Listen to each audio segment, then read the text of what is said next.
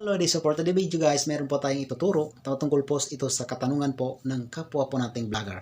So, kilala na po ito si Idol Bayhana Kusain. So, ang kanyang vlog po ay Bayhana Vlog po. So, maraming salamat po sa katanungan mo, Idol. So, kahit hindi ako ganun kagaling, so, dahil ang tanong ka, subukan natin gawan ng tutorial yung tanong mo. Na ito yung tanong ni Idol.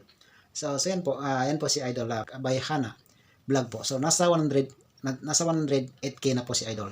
So, ito po yung katanungan ni Idol. Paano ba mag-edit ng ganyan?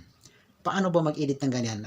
Balik, bilis, at slow mo. So, ibig sabihin ni Idol, paano ba mag-edit ng pabalik-balik tapos, mabilis na pabalik-balik tapos slow mo. So, try natin kung try natin ituturo kung paano. Ituturo natin ngayon kung paano po edit yung ganon. Pabalik-balik tapos slow. So, panoorin nito guys hanggang matapos. Lalong-lalo na po sa mga nag-i-edit po. So, nag-aaral po kung paano po mag-edit. So, ayun po. Hindi naman ako ganun kagaling. Pero sana po, meron kayong matutunan sa tutorial kong ito. Tara, sisimulan. Pakita ko lang pala sa inyo kung saan yung video na nag-comment kung paano daw ito i-edit. So, ito.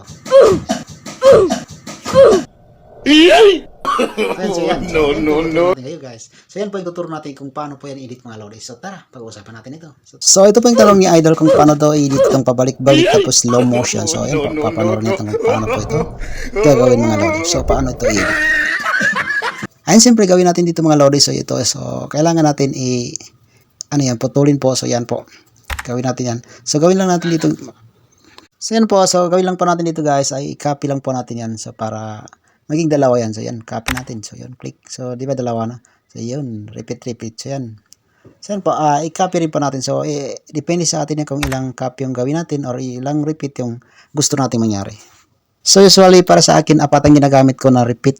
So yung isa, ginagawa kong yung isa dyan, yung pangatlo dyan, ginagawa kong slow motion.